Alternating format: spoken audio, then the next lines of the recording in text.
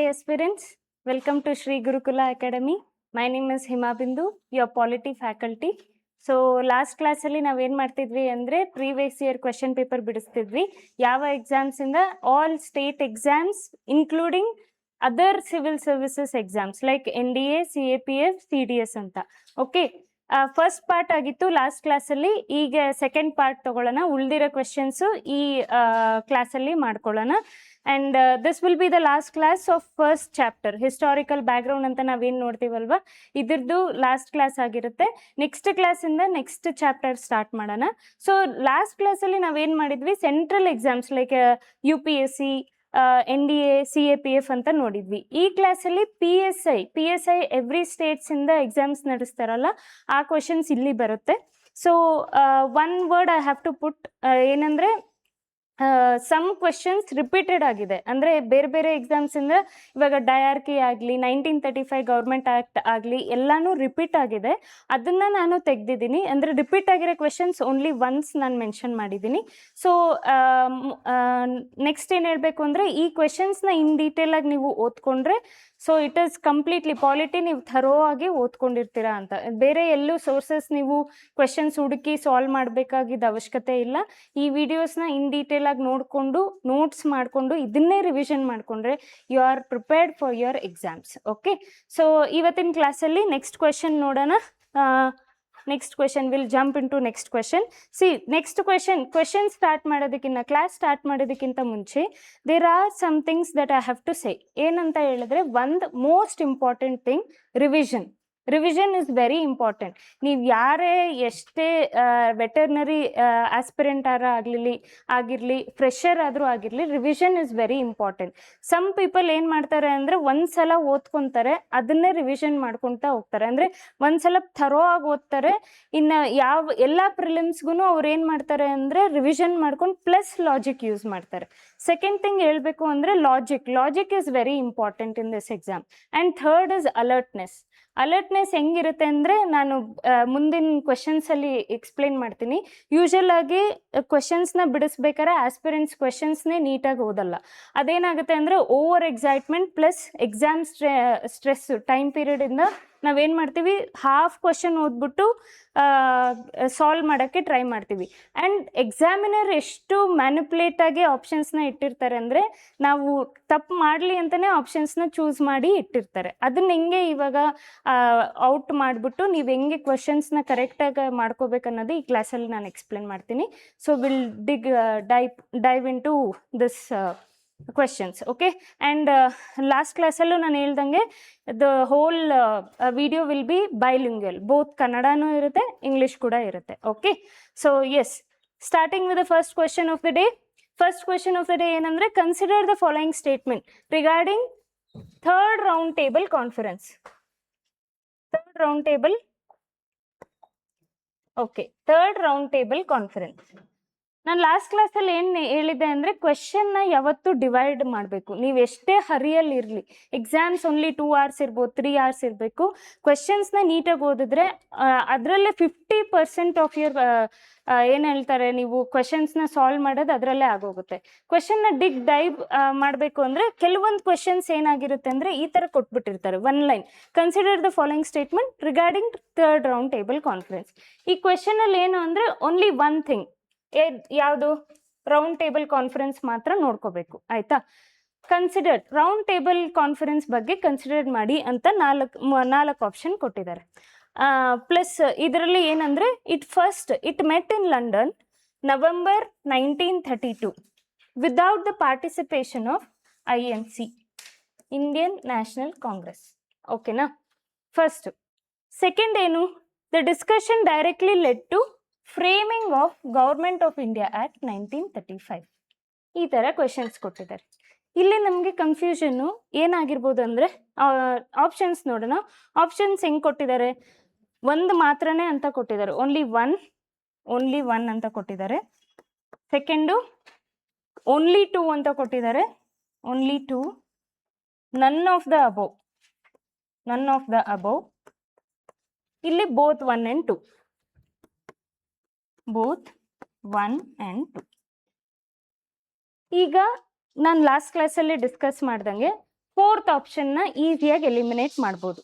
ನಾನು ಲಾಸ್ಟ್ ಕ್ಲಾಸಲ್ಲಿ ಏನು ಹೇಳಿದ್ದೆ, ನೀವು 1 ಹೋಲ್ ಇಯರ್ ಆಗಲಿ ಎಷ್ಟೇ ಮಂತ್ಸ್ ಆಗಲಿ ಯಾವುದೇ ಎಕ್ಸಾಮ್ಗೆ ಪ್ರಿಪೇರ್ ಆಗ್ತಾ ಇದ್ರೆ ನೀವು ಪ್ರಿಪೇರ್ ಆಗಿ ನಿಮ್ಮ ಕ್ವಶನ್ ಪೇಪರಲ್ಲಿ ಈ ಆಪ್ಷನ್ನ ಟಿಕ್ ಮಾಡೋಕ್ಕೆ ನೀವು ಇಷ್ಟು ವರ್ಷ ಪ್ರಿಪೇರ್ ಆಗೋಕ್ಕೆ ಬಿಡಲ್ಲ ಅವರು. ಓಕೆ, ಅವ್ರು ಏನು ಮಾಡ್ತಾರೆ, ನನ್ ಆಫ್ ದ ಅಬೌವ್ ಬನ್ನಿ ಟಿಕ್ ಮಾಡೋಕ್ಕೆ ಅಂತ ಹೇಳ್ಬಿಟ್ಟು ನಿಮ್ಗೆ ಅಷ್ಟು ವರ್ಷ ಕೂರಿಸಿ ಓದಿಸಿರಲ್ಲ. ಓಕೆ, ಸೊ ಏನು ಮಾಡ್ಬೋದು ಅಂದರೆ ಈಸಿಯಾಗಿ ಈ ಆಪ್ಷನ್ ಎಲಿಮಿನೇಟ್ ಮಾಡಿಬಿಡಿ. ಪ್ರಾಬಬ್ಲಿ ಎಷ್ಟು ಅಂದರೆ 80 to 90% ಚಾನ್ಸಸ್ ಏನಿರುತ್ತೆ ಅಂದರೆ ನನ್ ಆಫ್ ದ ಅಬೌವ್ ಕೊಟ್ಟರೆ ಬ್ಲೈಂಡಾಗೆ ಮಾಡೋಕ್ಕೆ ಹೋಗ್ಬೇಡಿ. ಮೋಸ್ಟ್ ಪ್ರಾಬಬ್ಲಿ 80 to 90% ಅದು ಎಲಿಮಿನೇಟ್ ಮಾಡ್ಬೋದು. ಓಕೆ, ಮ್ಯಾಮ್ ಮೇಲೆ ನಂಬಿಕೆ ಇಟ್ಕೊಂಡು ಎಲಿಮಿನೇಟ್ ಮಾಡಿಬಿಡಿ. ಏನಾದರೂ ತಪ್ಪಾದರೆ ಮ್ಯಾಮ್ ಮೇಲೆ ಹಾಕ್ಬಿಡಿ. ಓಕೆ ಓಕೆ, ಸೊ ಫಸ್ಟ್ ನೋಡೋಣ. ಫಸ್ಟ್ ಇಲ್ಲೇನು ಕೊಟ್ಟಿದ್ದಾರೆ, ಓನ್ಲಿ 1 ಅಂತ ಕೊಟ್ಟಿದ್ದಾರೆ, ಇಲ್ಲಿ ಓನ್ಲಿ 2, ಇಲ್ಲಿ ಬೋತ್ 1 and 2 ಅಂತ ಕೊಟ್ಟಿದ್ದಾರೆ. ಸೊ ಇವಾಗ ಒಂದು ಈ ಎಲಿಮಿನೇಷನ್ ಈ ಆಪ್ಷನ್ ಎಲಿಮಿನೇಟ್ ಆದಾಗ we are down with 3 options. ಇದರಲ್ಲಿ ಹೆಂಗೆ ಸಾಲ್ವ್ ಮಾಡಬೇಕು ಅಂತ ಫಸ್ಟ್ ಹೆಂಗೆ ಸಾಲ್ವ್ ಮಾಡ್ತೀರಾ, ರೌಂಡ್ ಟೇಬಲ್ ಕಾನ್ಫರೆನ್ಸ್ ಏನು ಅಂತ ಗೊತ್ತಿರ್ಬೇಕು ನಿಮಗೆ. ರೌಂಡ್ ಟೇಬಲ್ ಕಾನ್ಫರೆನ್ಸ್ ನೀವು ಮಾಕ್ ಟೆಸ್ಟ್ ತಗೊಂಡಾಗ, ನಾನು ಹೇಳ್ತಾ ಇರೋದು ಎಕ್ಸಾಮ್ ಸೆಂಟರಲ್ಲ, ಮಾಕ್ ಟೆಸ್ಟ್ ಕುತ್ಕೊಂಡಾಗ ಫಸ್ಟ್ ಎಲ್ಲ ಸಾಲ್ವ್ ಆದಮೇಲೆ ನೆಕ್ಸ್ಟ್ ಏನು ಮಾಡಬೇಕು ಅಂದರೆ ಈ ರೌಂಡ್ ಟೇಬಲ್ ಕಾನ್ಫರೆನ್ಸ್ ಯಾಕೆ ಸ್ಟಾರ್ಟ್ ಆಯಿತು, ಎಷ್ಟು ರೌಂಡ್ ಟೇಬಲ್ ಕಾನ್ಫರೆನ್ಸ್ ಆಯಿತು, ಎಲ್ಲೆಲ್ಲಿ ಯಾವ ರೌಂಡ್ ಟೇಬಲ್ ಕಾನ್ಫರೆನ್ಸಲ್ಲಿ ಗಾಂಧೀಜಿ ಅಟೆಂಡ್ ಮಾಡಿದ್ದಾರೆ, ಅದಾದಮೇಲೆ what is the outcome of the round table conference. ಇಷ್ಟು ನೀವು ಓದ್ಕೊಂಡ್ರೆ ನೀವು ಮತ್ತೆ ಹೋಗಿ ಟೆಕ್ಸ್ಟ್ ಬುಕ್ ಓಪನ್ ಮಾಡಿ ಓದಬೇಕು ಅವಶ್ಯಕತೆ ಇಲ್ಲ. ನೀವು ಇಷ್ಟೇ ಒಂದ್ಸಲ ನೀವು ಬುಕ್ನ ಓದಿ, ಸ್ಟ್ಯಾಂಡರ್ಡ್ ಬುಕ್ಸ್ ಯಾವುದೇ ಆಗಲಿ ಒಂದ್ಸಲ ಓದಿ, ಮಿಕ್ಕಿದ್ದೆಲ್ಲನೂ ಮಾಕ್ ಟೆಸ್ಟಲ್ಲಿ ಓದ್ಕೊಂಡು ಇನ್ ಡೀಟೇಲ್ ಆಗಿ ಅದನ್ನೇ ಒಂದು ಕಡೆ ನೋಟ್ಸ್ ಮಾಡಿ ಇಟ್ಕೊಂಡ್ರೆ ನೀವು ಮತ್ತೆ ಟೆಕ್ಸ್ಟ್ ಬುಕ್ ಹೋಗೋಕ್ಕೆ ಅವಶ್ಯಕತೆ ಇಲ್ಲ. ನೋಡಿ, ರೌಂಡ್ ಟೇಬಲ್ ಕಾನ್ಫರೆನ್ಸ್ ಯಾಕೆ, why, next how many round table conference ಆಯಿತು, ಅದರಲ್ಲಿ INC ಎಷ್ಟು ಅಟೆಂಡ್ ಮಾಡಿದ್ದಾರೆ, ನೆಕ್ಸ್ಟ್ ಔಟ್ಕಮ್, ಇಷ್ಟೇ. ಓಕೆ, ಯಾಕೆ ಆಯಿತು, ಯಾಕೆ ಅಂದರೆ ಹಿಸ್ಟಾರಿಕಲ್ ಬ್ಯಾಕ್ಗ್ರೌಂಡ್ ನೋಡ್ಬೇಕು. ಯಾಕೆ ರೌಂಡ್ ಟೇಬಲ್ ಕಾನ್ಫರೆನ್ಸ್ ಸುಮ್ಮನೆ ಆಗಲ್ಲಲ್ವಾ, ಏನೋ ಕಾರಣ ಇರುತ್ತೆ ಅಲ್ವಾ. ಸೊ ಈ ಗೌರ್ಮೆಂಟ್ ಆಫ್ ಇಂಡಿಯಾ ಆ್ಯಕ್ಟಕ್ಕೂ ಕೂಡ ಏನೋ ಒಂದು ಕಾರಣ ಇರೋದ್ರಿಂದನೇ ಅದು ಬಂದಿರುತ್ತೆ ಅಲ್ವಾ. ಸೊ ರೌಂಡ್ ಟೇಬಲ್ ಕಾನ್ಫರೆನ್ಸ್ ಯಾಕಾಯಿತು, ಯಾಕೆ ಅಂತ ಹೇಳಿದ್ರೆ ಇಲ್ಲಿ ಸೈಮನ್ ಕಮಿಷನ್ ಅವ್ರು ಬರ್ತಾರೆ, Simon commission, next Nehru report, civil disobedience movement, ಅದಾದ್ಮೇಲೆ ಗೌರ್ಮೆಂಟ್ ಆಫ್ ಇಂಡಿಯಾ ಆಕ್ಟ್ 1935. ಇಷ್ಟೇ. ವೈ ಅನ್ನೋದಕ್ಕೆ ಅಷ್ಟು ಬಂತು, ಅಷ್ಟು ಓದ್ತೀರಾ. ಓಕೆ, ರೌಂಡ್ ಟೇಬಲ್ ಕಾನ್ಫರೆನ್ಸ್ ಅಷ್ಟೇ ಇಲ್ಲಿ ಕೊಟ್ಟಿರೋದು.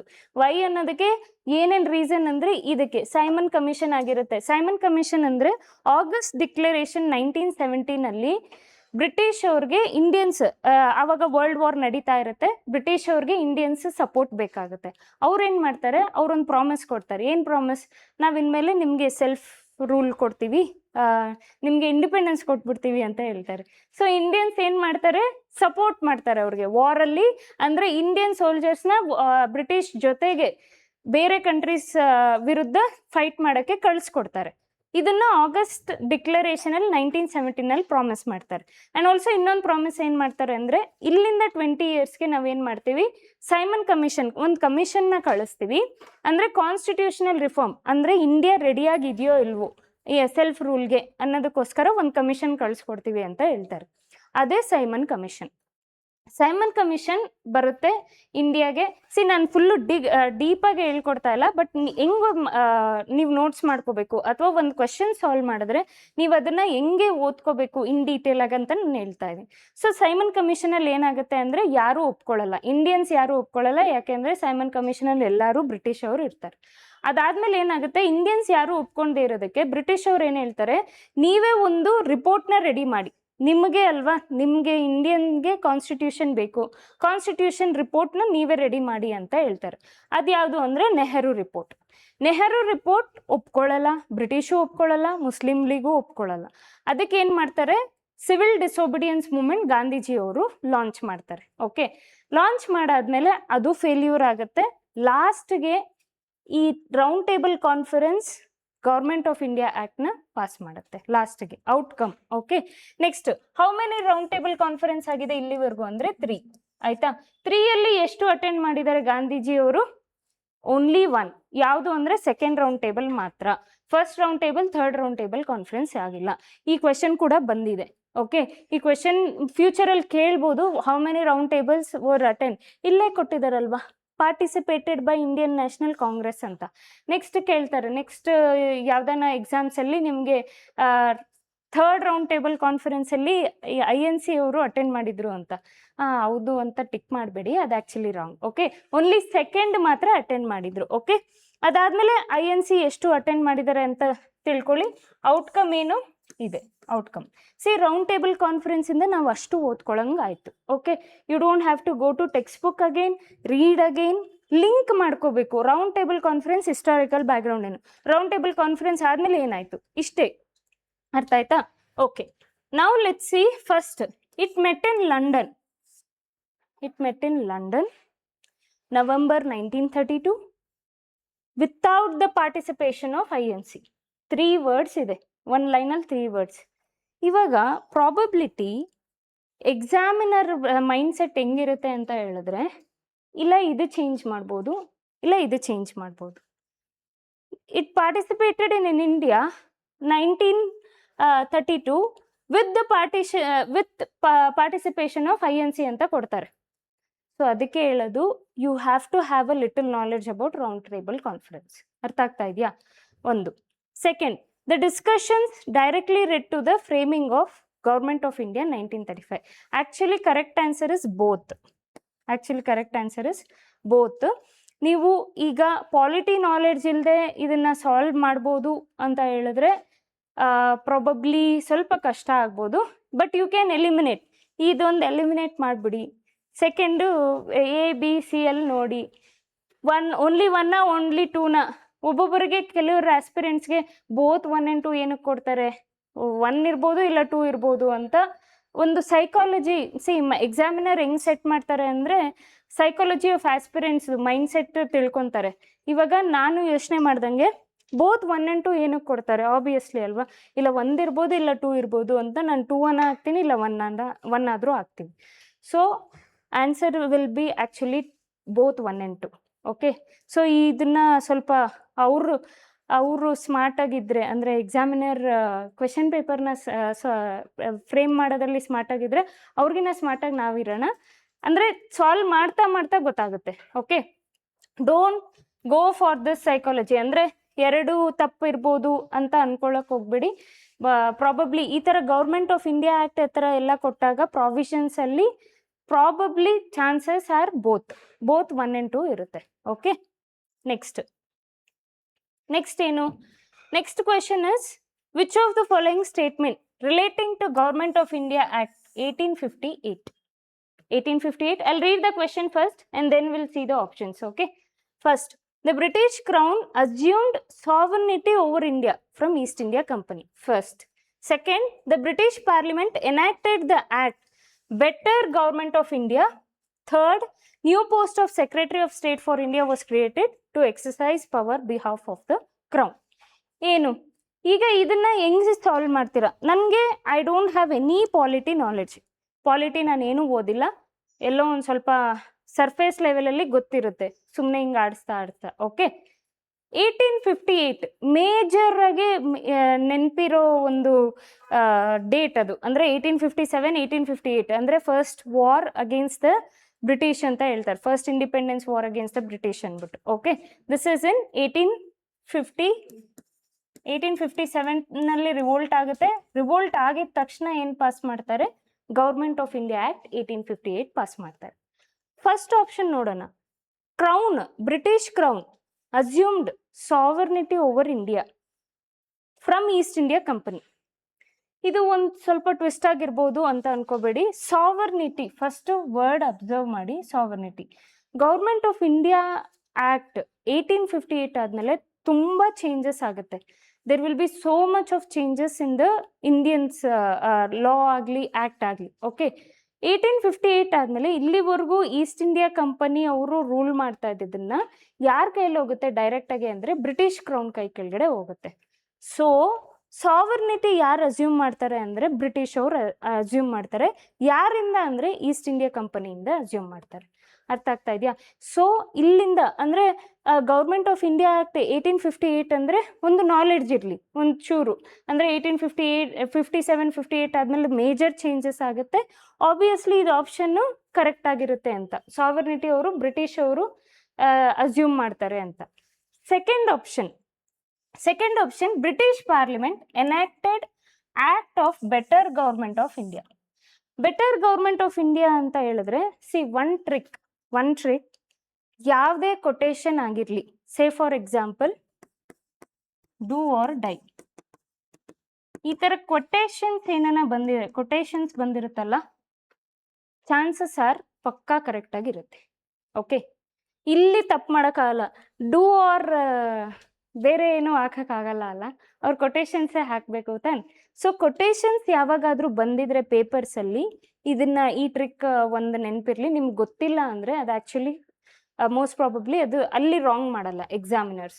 ಅವ್ರು ಏನಿರುತ್ತೆ ಅದನ್ನು ಕಾಪಿ ಪೇಸ್ಟ್ ಮಾಡಿ ಹಾಕಿರ್ತಾರೆ. ಓಕೆ, ಇಲ್ಲೂ ಅಷ್ಟೇ.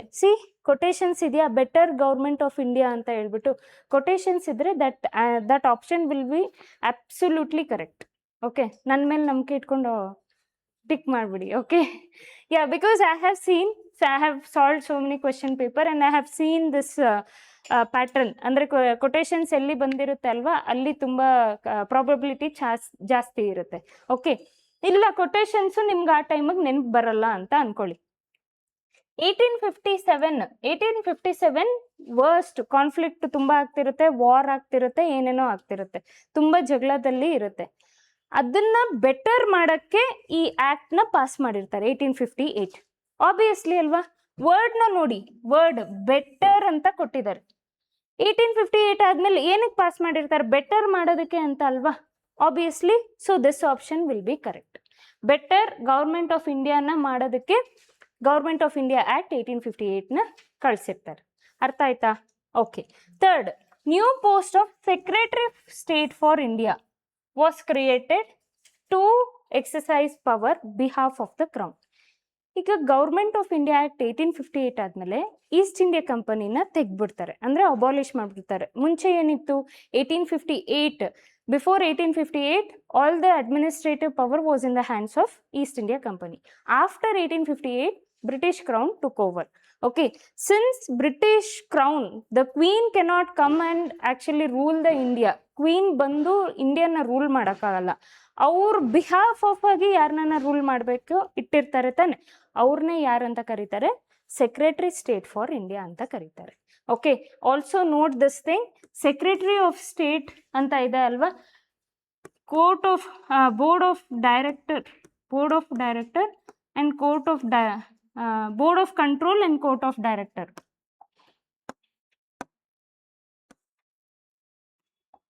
Board of control and court of director ಇವೆರಡನ್ನೂ ಅಬಾಲಿಷ್ ಮಾಡಿ secretary of state for India ಇಟ್ಟಿರ್ತಾರೆ. Please don't get confuse. ಅಂದರೆ ಈ 1858 ಆದಮೇಲೆ ಇದನ್ನು ಪಾಸ್ ಮಾಡಿಬಿಟ್ರು ನೀಟಾಗಿ ಅಂತ ಅನ್ಕೋಬೇಡಿ. After abolishing board of control and court of director, this board of control and court of director was it came in through the act of Pitt's India act. ಅರ್ಥ ಆಗ್ತಾ ಇದೆಯಾ? ಅದರಲ್ಲಿಂದ ಬಂದಿದ್ದು ಕೋರ್ಟ್ ಆಫ್ ಡೈರೆಕ್ಟರ್ ಮತ್ತು board of control. ಆ ಎರಡನ್ನೂ abolish ಮಾಡಿ secretary of state for India ಇಡ್ತಾರೆ. ಅಂದರೆ ಕ್ರೌನ್ ಬಂದು ತೊಗೊಳಕ್ಕಾಗಲ್ಲ, ಕ್ರೌನ್ ಇಂಗ್ಲೆಂಡಲ್ಲೂ ಇರ್ತಾರೆ, ಬಂದು ಇಂಡಿಯಾನೂ ನೋಡ್ಕೊಳಕ್ಕಾಗಲ್ಲ. So secretary of state for India mention ಇಟ್ಟಿರ್ತಾರೆ. So also note this thing, secretary of state for India ಎಲ್ಲಿ ಇರ್ತಾರೆ ಅಂದರೆ ಲಂಡನಲ್ಲಿ ಇರ್ತಾರೆ. ಬಿಹಾಫ್ ಅಂದ ತಕ್ಷಣ ಇಂಡಿಯಾದಲ್ಲೇ ಇರ್ತಾರೆ ಅಂತ ಅನ್ಕೊಳಕ್ ಹೋಗ್ಬಿಡಿ. Secretary of state for India ಎಲ್ಲಿರ್ತಾರೆ ಅಂದರೆ ಲಂಡನಲ್ಲಿ ಇರ್ತಾರೆ. Understood with this? Okay, it is easy. So ಇಲ್ಲಿ ಯಾವ ಒಂದು ಆಪ್ಷನ್ ಸರಿಯಾಗಿರುತ್ತೆ ಅಂದರೆ 1, 2, 3 ಮೂರು ಆಪ್ಷನ್ನು ಕೂಡ ಕರೆಕ್ಟಾಗಿರುತ್ತೆ. Sovereignty over East India Company. ನಾನು ಹೇಳ್ದೆ ಅಲ್ವಾ ಲಾಸ್ಟ್ ಕ್ವೆಶನಲ್ಲೂ, ಈ ಥರ ಆ್ಯಕ್ಟ್ಸ್ ಬರುತ್ತಲ್ಲ, ಈ ಥರ ಗೌರ್ಮೆಂಟ್ ಆಫ್ ಇಂಡಿಯಾ ಆ್ಯಕ್ಟ್ ಆ ಥರ ಎಲ್ಲ ಆಕ್ಟ್ ಅಲ್ಲಿ ಪ್ರಾವಿಷನ್ಸ್ ನ ಯೂಶುವಲ್ ಆಗಿ ತಪ್ಪು ಮಾಡಕ್ಕೆ ಚಾನ್ಸಸ್ ಇರಲ್ಲ. ಮೇ ಬಿ ಮಾಡ್ಬೋದು, 10 ಕ್ವೆಶನ್ಸ್ ಅಲ್ಲೇ ಅಟ್ಲೀಸ್ಟ್ 2-3 ಕ್ವೆಶನ್ಸ್ ಪ್ರಾವಿಷನ್ಸ್ ನ ತಪ್ಪು ಮಾಡಿ ಕೊಟ್ಟಿರ್ಬೋದು. But provisions usually charter act ಅಲ್ಲಿ ಏನನ್ನ ಕೊಟ್ಟಿದ್ರೆ that will be correct. Okay, ಅದು ಬ್ಲೈಂಡ್ ಆಗಿ ಅಸ್ಯೂಮ್ ಮಾಡಿ ಏನನ್ನೋ ಹಾಕ್ಬೇಡಿ, ಒಂದು ಸ್ವಲ್ಪ ನೀಟಾಗಿ ಕ್ವೆಶನ್ ನ ಓದ್ಬಿಟ್ಟು ಹಾಕಿ. Okay, will move on to the third question of the day. Okay, which one of the following act authorized the Governor General to issue ordinance during emergency? Now the question, ಈ question ನ ಸುಮ್ಮನೆ ಓದ್ಬಿಟ್ಟು panic mode ಹೆಂಗಿರುತ್ತೆ ಅಂದ್ರೆ, exam stress ಇರುತ್ತೆ, ನಿದ್ದೆ ಮಾಡಿರಲ್ಲ, ರಾತ್ರಿ ಎಲ್ಲ ನಿದ್ದೆ, ಒಂದು ಪ್ರಾಬಬ್ಲಿ ಇವತ್ತೇ ಬರ್ಕೊಳ್ಳಿ ಒಂದು 2-3 hours ನಿದ್ದೆ ಮಾಡ್ತೀರಾ ಅಷ್ಟೇ, ಆ ಟೆನ್ಷನ್ಗೆನೆ ನಿದ್ದೆ ಬರಲ್ಲ, ಆ ಟೆನ್ಷನಲ್ಲಿ ಹೋಗ್ಬಿಟ್ಟು issue ordinance during an emergency. So ಇಲ್ಲೇನಾಗಿರುತ್ತೆ, 1853, 1861, 1892, 1909 ಈ ಥರ ಕೊಟ್ಟಿರ್ತಾರೆ. ಈ ಥರದ್ರಲ್ಲಿ ನಿಮಗೆ ಒಂದು ಕನ್ಫ್ಯೂಷನ್ ಆಗ್ಬೋದು, ಯಾವುದು 92ನ, 53ನ, 61ನ ಅಂತ. ಸೊ ಪ್ರಾಬಬ್ಲಿ ಏನಾಗಿರುತ್ತೆ ಚಾನ್ಸಸ್ಸು ಇಲ್ಲಿ 1909. ಇವಾಗ ಆಪ್ಷನ್ಸ್ನ ಕರೆಕ್ಟ್ ಮಾಡೋದಕ್ಕಿಂತ ಮುಂಚೆ will see the question. Okay, ಹೆಂಗೆ ಓದಿ ಬ್ರೇಕ್ ಡೌನ್ ಮಾಡಬೇಕು ಅಂತ. ಫಾಲೋಯಿಂಗ್ ಆಕ್ಟ್ ಅಥರೈಸ್ಡ್, ಯಾವ ಆಕ್ಟ್ ಕೆಳಗಿರೋ ಕೊಟ್ಟಿರೋ ಯಾವ ಆಕ್ಟ್ ಅಲ್ಲಿ ಗವರ್ನರ್ ಜನರಲ್ಗೆ ಆರ್ಡಿನೆನ್ಸ್ ಪವರ್ ಕೊಟ್ಟಿದ್ದಾರೆ ಅಂತ ಕ್ವೆಶನ್. ಅರ್ಥ ಆಗ್ತಾ ಇದೆಯಾ? ಯಾವ ಆಕ್ಟ್ ಅಲ್ಲಿ ಗವರ್ನರ್ ಜನರಲ್ಗೆ ಆರ್ಡಿನೆನ್ಸ್ ಪವರ್ ಕೊಟ್ಟಿರ್ತಾರೆ ಅಂತ. ಇಲ್ಲಿ ಹೆಂಗ್ ಬ್ರೇಕ್ ಡೌನ್ ಮಾಡ್ತೀರಾ? Governor general, ordinance, emergency power. ಇದನ್ನ ನೀವು ಮಾಕ್ ಟೆಸ್ಟ್ ಅಲ್ಲಿ ಸಾಲ್ವ್ ಮಾಡ್ತಿರ್ಬೇಕಾದ್ರೆ ಹೆಂಗೆ ಸಾಲ್ವ್ ಮಾಡಬೇಕು ಅಂತ. ಫಸ್ಟ್ ಆರ್ಡಿನೆನ್ಸ್ ಅಂದ್ರೆ ಏನು, ಫಸ್ಟ್ ವಾಟ್ ಇಸ್ ಆರ್ಡಿನೆನ್ಸ್ ಅಂತ ನೋಡ್ಕೋಬೇಕು. ಆಯ್ತಾ? ಆರ್ಡಿನೆನ್ಸ್ ಇವಾಗೂ ಇದೆ, ಅಟ್ ಪ್ರೆಸೆಂಟ್ ಇಂಡಿಯನ್ ಕಾನ್ಸ್ಟಿಟ್ಯೂಷನ್ ಅಲ್ಲಿ ಇದೆ ಅಲ್ವಾ ಆರ್ಡಿನೆನ್ಸ್ ಅಂತ ಹೇಳ್ಬಿಟ್ಟು. ಯೂನಿಯನ್ಗೂ ಕೊಟ್ಟಿದ್ದಾರೆ, ಸ್ಟೇಟ್ಗೂ ಕೊಟ್ಟಿದ್ದಾರೆ. ಅಂಡರ್ ಆರ್ಟಿಕಲ್ ಯೂನಿಯನ್ಗೆ 123, ಆರ್ಟಿಕಲ್ 123, ಸ್ಟೇಟ್ಗೆ 213. ಆಯ್ತಾ? ಈಗ ಆರ್ಡಿನೆನ್ಸ್ ಹೆಂಗೆ ಅಂದ್ರೆ ಬ್ರಿಟಿಷ್ ಟೈಮಲ್ಲಿ ಹೆಂಗಿತ್ತು ಅಂಡ್ ಪ್ರೆಸೆಂಟ್ ಹೆಂಗಿದೆ ಅಂತ. ಓಕೆ, ಬ್ರಿಟಿಷ್ ಟೈಮಲ್ಲಿ ಹೆಂಗಿತ್ತು, ನಾವು ಪ್ರೆಸೆಂಟ್ ಹೆಂಗಿದೆ ಅಂತ ನೋಡ್ಕೋಬೇಕು. ಹಿಂಗ್ ಓದ್ಬೇಕು. ಆರ್ಡಿನೆನ್ಸ್ ಅಂದ್ರೆ ಏನು? ಆರ್ಡಿನೆನ್ಸ್ ಅಂದ್ರೆ ಎನಿ ಎಮರ್ಜೆನ್ಸಿ ಟೈಮಲ್ಲಿ ಒಂದು ಲಾನ ಪಾಸ್ ಮಾಡೋಕ್ಕೆ ಪಾರ್ಲಿಮೆಂಟಲ್ಲಿ ಸೆಷನ್ಸ್ ಇರಲ್ಲ ನೋಡಿ, ಬೋತ್ ದ ಪಾರ್ಲಿಮೆಂಟ್ಸ್ ಕುತ್ಕೊಂಡಿರಲ್ಲ. ಹೆಂಗೆ ಇವಾಗ ಪ್ರೆಸೆಂಟ್ ಆಗಿ ಬಿಲ್ ಪಾಸ್ ಮಾಡ್ಬೇಕಂದ್ರೆ ಏನು, both the houses should agree for it, ಅದಾದ್ಮೇಲೆ ಪ್ರೆಸಿಡೆಂಟ್ಗೆ ಹೋಗುತ್ತೆ ಅಲ್ವಾ. ಸೊ ಈಗ ಫಾರ್ ಎಕ್ಸಾಂಪಲ್ ರಾಜ್ಯಸಭಾ ಮಾತ್ರ ಕುತ್ಕೊಂಡಿರುತ್ತೆ, ಇಲ್ಲ ಲೋಕಸಭಾ ಮಾತ್ರ ಕುತ್ಕೊಂಡಿರುತ್ತೆ. ಓನ್ಲಿ ಒನ್ ಪಾರ್ಲಿಮೆಂಟಲ್ಲಿ ಒಬ್ರು ಯಾರಾದ್ರು ರಾಜ್ಯಸಭಾ ಆರ್ ಲೋಕಸಭಾ ಸೀಟಲ್ಲಿ ಅವರು ಮಾತ್ರ ಇರ್ತಾರೆ. ದ ಅದರ್ ಹೌಸ್ ಕುತ್ಕೊಂಡಿರಲ್ಲ. ಆವಾಗ ಒಂದು ಎಮರ್ಜೆನ್ಸಿ ಬರುತ್ತೆ ಅಂತ ಅನ್ಕೊಳ್ಳೋಣ. Say for example will take the past example of ಕೋವಿಡೇ ಬರುತ್ತೆ ಅಂತ ಅನ್ಕೊಳ್ಳೋಣ. ಕೋವಿಡ್ ಟೈಮಲ್ಲಿ ಏನೋ ಒಂದು ಎಮರ್ಜೆನ್ಸಿ ಪಾಸ್ ಮಾಡಬೇಕು. ಆವಾಗ ಏನು ಮಾಡ್ತಾರೆ, 2 ಹೌಸಸ್ಸು ಕೂಡ ಸೆಷನಲ್ಲಿ ಇರಲ್ಲ, 1 ಹೌಸಸ್ ಮಾತ್ರನೇ ಇರುತ್ತೆ. ಈ ಟೈಮಲ್ಲಿ government of India, present government ಏನಿರುತ್ತೆ ಅಲ್ವಾ, ಕ್ಯಾಬಿನೆಟ್ ಮಿನಿಸ್ಟರ್ಸ್ ಅಂತ ಏನಿರ್ತಾರಲ್ಲ, ಅವರು ಒಂದು ಲಾನ ಪಾಸ್ ಮಾಡ್ತಾರೆ. That will be signed by the president. Okay, emergency ಟೈಮಲ್ಲಿ ಒಂದು ಲಾನ ಪಾಸ್ ಮಾಡೋದಕ್ಕೆ ಒಂದು ಪವರ್ ಕೊಟ್ಟಿರ್ತಾರೆ, ಅದು ಯಾವುದು ಅಂದರೆ ಆರ್ಡಿನೆನ್ಸ್ ಪವರ್. ಅರ್ಥ ಆಯ್ತಾ? ಇದನ್ನ ಆರ್ಡಿನೆನ್ಸ್ ಅಂತ ಕರೀತಾರೆ. But and second thing, mock test ಅಲ್ಲಿ ನೀವು ಈ ತರ ಕ್ವಶನ್ ಬಂದ್ರೆ ಹೆಂಗ್ ಸಾಲ್ವ್ ಮಾಡಬೇಕು ಅಂದ್ರೆ, ಆರ್ಡಿನೆನ್ಸ್ ಬ್ರಿಟಿಷ್ ಟೈಮಲ್ಲೂ ಇತ್ತು. ಬ್ರಿಟಿಷ್ ಅಲ್ವಾ, ಇದೆಲ್ಲ ಬ್ರಿಟಿಷ್ ಟೈಮೇ ಅಲ್ವಾ. ಈಗ ಪ್ರೆಸೆಂಟ್ ಅಲ್ಲಿ ಹೆಂಗಿದೆ ನೋಡ್ಕೋಬೇಕು. ಬ್ರಿಟಿಷ್ ಟೈಮಲ್ಲಿ ಪ್ರೆಸೆಂಟ್ ಅಲ್ಲಿ ಹೆಂಗಿದೆ ಅಂದ್ರೆ, ಬ್ರಿಟಿಷ್ ಟೈಮಲ್ಲಿ ಆರ್ಡಿನೆನ್ಸ್ ಪವರ್ ಪೂರ್ತಿ ಕಂಟ್ರೋಲ್ ಯಾರಿಗೆ ಕೊಟ್ಟಿದ್ರು? ಗವರ್ನರ್ ಜನರಲ್ ಕೊಟ್ಟಿದ್ರು. Complete power governor general. ಅವರು ಒಂದು ಲೋಕಸಭಾ ಪರ್ಮಿಷನ್ ಕೇಳಂಗಿರ್ಲಿಲ್ಲ, ರಾಜ್ಯಸಭಾ ಪರ್ಮಿಷನ್ ಕೇಳಲಿಲ್ಲ, ಯಾವ ಲೆಜಿಸ್ಲೇಟಿವ್ ಕೌನ್ಸಿಲ್ ಕೂಡ ಪರ್ಮಿಷನ್ ಕೇಳ ಹಾಗಿರ್ಲಿಲ್ಲ. Full control was under the governor general. Now at present ordinance issue ಮಾಡಬೇಕು, ಅದು ಜಾರಿಗೆ ಬರಬೇಕು ಅಂದ್ರೆ governor, for example cabinet ministers. Okay, cabinet minister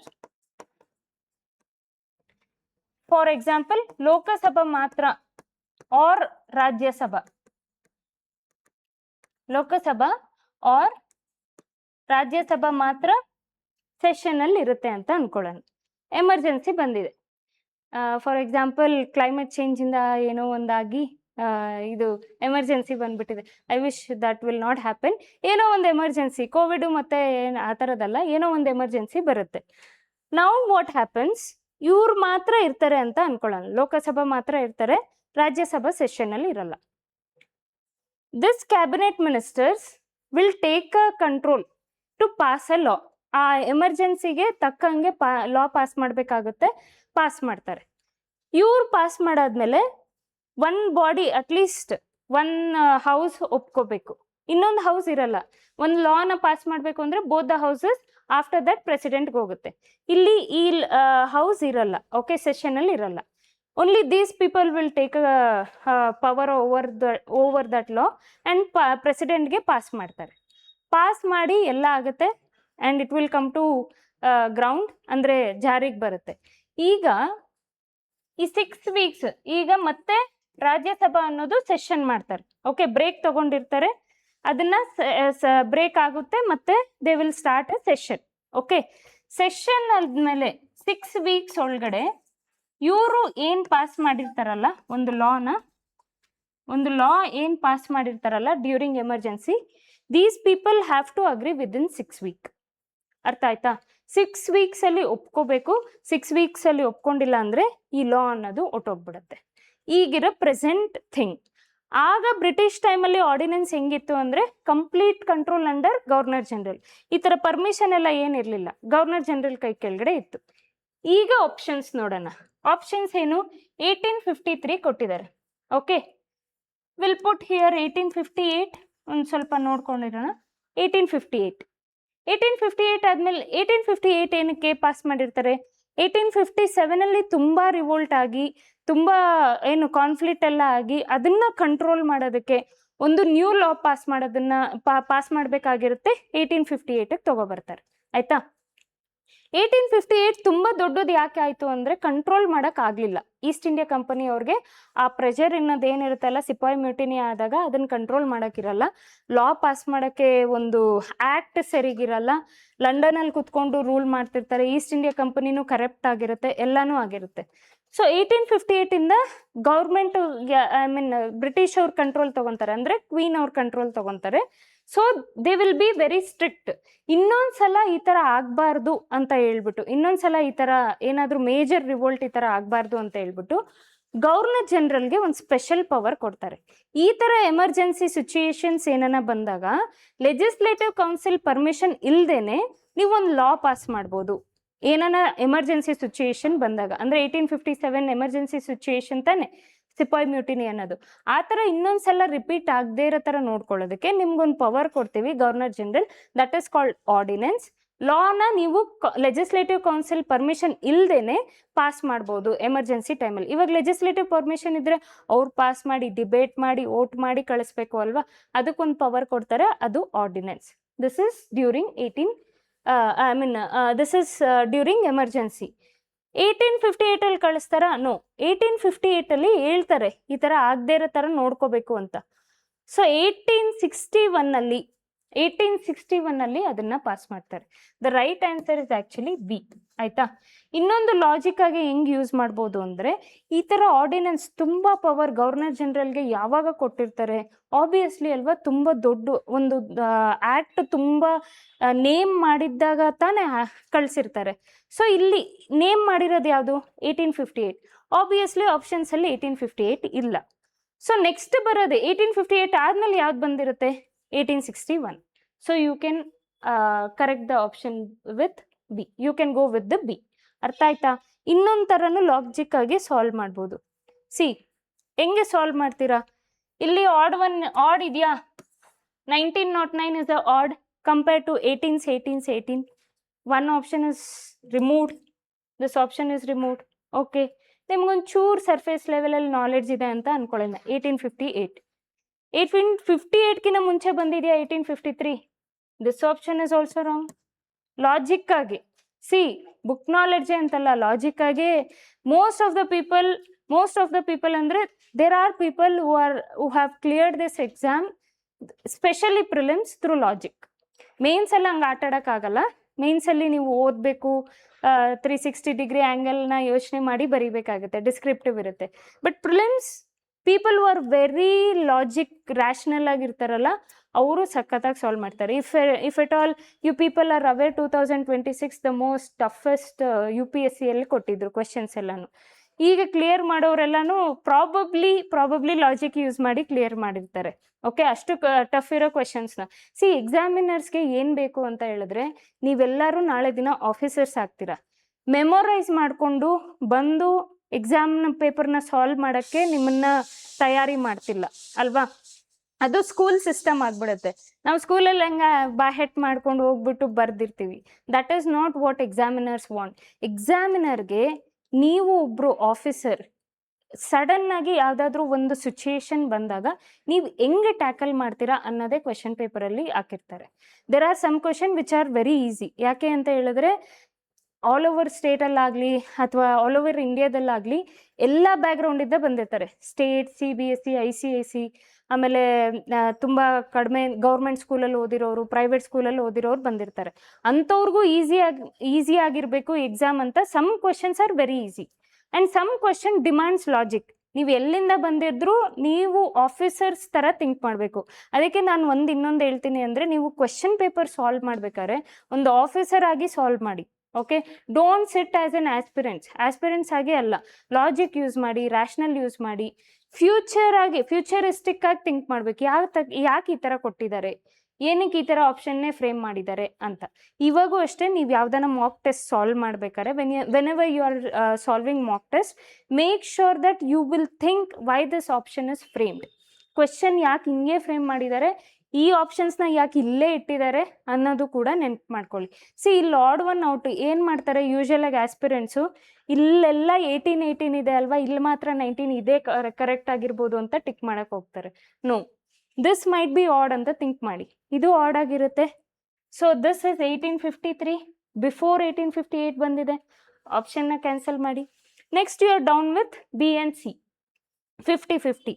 ಈಗ 1892, 1861 ಇಲ್ಲಿ ಸಮ್ ಚಾರ್ಟರ್ ಆ್ಯಕ್ಟ್ ಓದ್ಬೇಕಾದ್ರೆ ಸಮ್ ಚಾರ್ಟರ್ ಆ್ಯಕ್ಟ್ಸ್ ಲೈಕ್ 1773 ಫಸ್ಟಾ, 1858 ಸೊ 1935, 1947 ಇಷ್ಟು ನೆನ್ಪಿಟ್ಕೊಂಡು ಟೈಮ್ ಲೈನಲ್ಲಿ ಆಟ ಆಡ್ಬೇಕು. ನೀವು ಹೆಂಗೆ ಆಟ ಆಡ್ತೀರಾ? 1858ಗಿಂತ ಮುಂಚೆ ಬಂದಿದ್ದು 1853. 1858 ಆದಮೇಲೆ ಯಾವುದು ಬರ್ಬೋದು? 61. ಇದು ದೂರ ಇದೆ ಅಲ್ವಾ, 1892 ದೂರ ಇದೆ ಅಲ್ವಾ. ಮೋಸ್ಟ್ ಪ್ರಾಬಬ್ಲಿ 1858 ಆದಮೇಲೆ ಇಂಥ ಆರ್ಡಿನೆನ್ಸ್ ಓವರ್ ಪವರ್ ಗವರ್ನರ್ ಜನರಲ್ಗೆ ಕೊಟ್ಟಿದ್ದಾರೆ ಅಂದರೆ ಇಲ್ಲೇನಕ್ಕೆ ಕೊಡ್ತಾರೆ? ಇಲ್ಲಿ ಕೊಡ್ಬೋದಲ್ವಾ? ಇಲ್ಲ 1858 ಕೊಡ್ಬೋದು.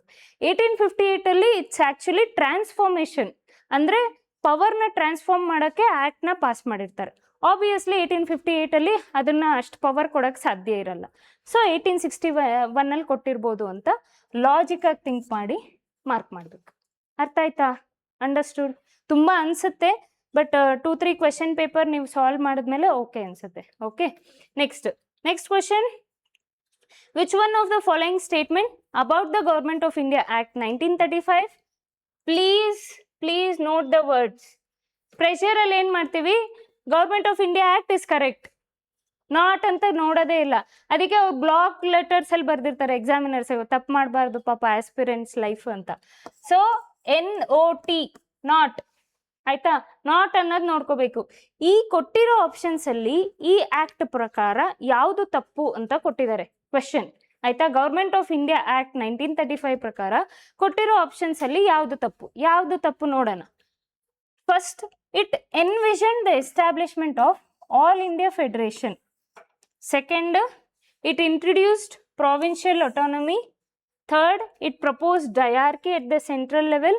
Fourth, it completely removed the authority of Secretary for State of India of Government of India. Okay, ಈಗ ಒಂದೊಂದೇ ಆಪ್ಷನ್ ನೋಡೋಣ. ಈಗ ನಿಮಗೆ ಕನ್ಫ್ಯೂಷನ್ ಆಗೋದಕ್ಕೆ, ಎಕ್ಸಾಮಿನರ್ ನಿಮಗೆ ಬೇಕು ಅಂತ ಕನ್ಫ್ಯೂಷನ್ ಆಗೋದಕ್ಕೆ ಏನು ಮಾಡಿದ್ದಾರೆ ಗೊತ್ತಾ? B and C ಸಿಮಿಲರ್ ಆಗಿ ಕೊಟ್ಟವ್ರೆ. B and C, provincial autonomy, introduced provincial autonomy, proposed diarchy. ನಾವು ಇದನ್ನ ಎರಡು ಓದೋದೇ ಇಲ್ಲ, ಯಾಕಂದ್ರೆ ಇದರಲ್ಲಿ ಕನ್ಫ್ಯೂಷನ್ ಕೊಟ್ಟಿರ್ಬೋದು ಅಂತ ನಾವೇನು ಮಾಡ್ತೀವಿ, B and C ಮಾತ್ರ ನೋಡ್ಕೊಂಡಿರ್ತೀವಿ. ಆಯ್ತಾ. See that is what examiners ನಿಮಗೆ ಕನ್ಫ್ಯೂಷನ್ ಮಾಡೋದಕ್ಕೆ ಹಿಂಗೆ ಕೊಟ್ಟಿರ್ತಾರೆ.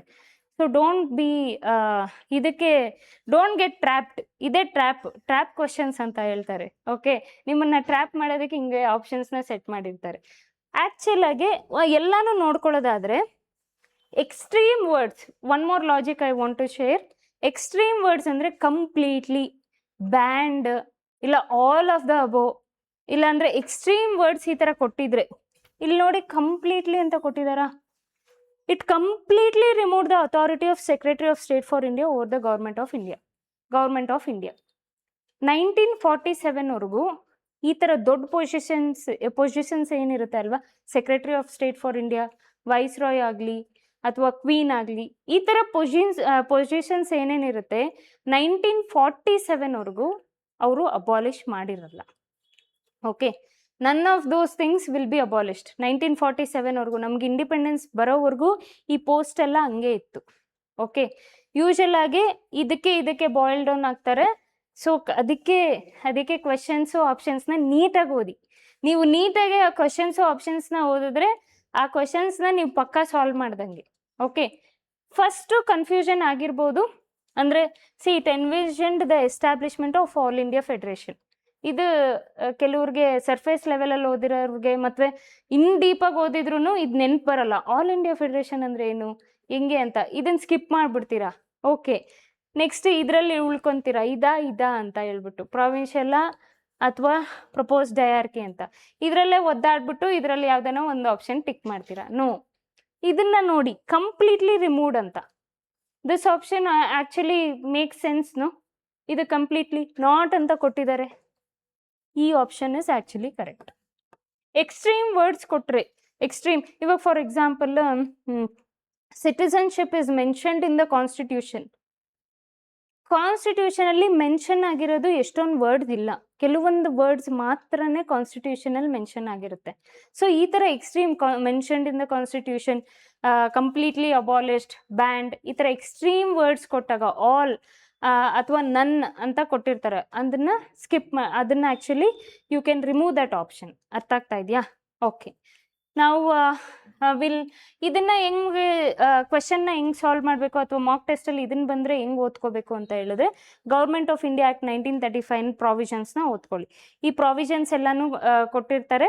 ಸೊ ಈ ಪ್ರಾವಿಷನ್ಸಲ್ಲಿ ಇನ್ನೊಂದು ನೋಡ್ಕೋಬೇಕು, 1935 ಡಯಾರ್ಕಿನ ಅಬಾಲಿಷ್ ಮಾಡ್ತಾರೆ. ಎಲ್ಲಿ? ಪ್ರಾವಿನ್ಸಸ್ಸಲ್ಲಿ. ಬಟ್ ಡಯಾರ್ಕಿನ ಸೆಂಟರಲ್ಲಿ ಇಂಟ್ರೊಡ್ಯೂಸ್ ಮಾಡ್ತಾರೆ. Provincial autonomy ಪ್ರಾವಿನ್ಸಸ್ಸಲ್ಲಿ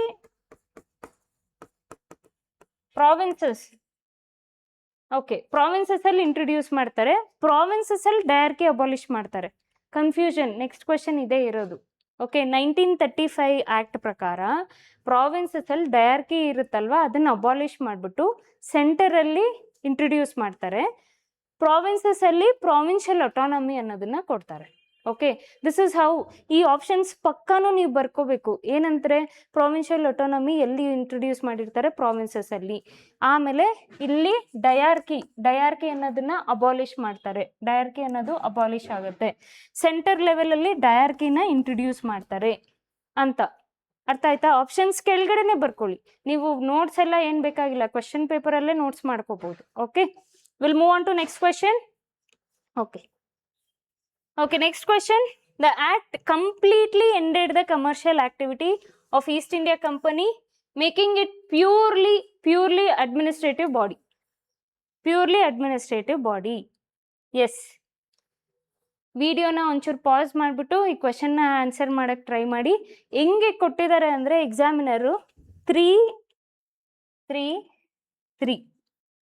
okay, 1813, 1833, 1853 and 1858. C how confusing ಅಲ್ವಾ ಇದು? ಅಂದರೆ ಅಲ್ವಾ? ಓಕೆ, ನಾವು ವಿಲ್ ಸಿ ಹೆಂಗೆ ಅಂತ.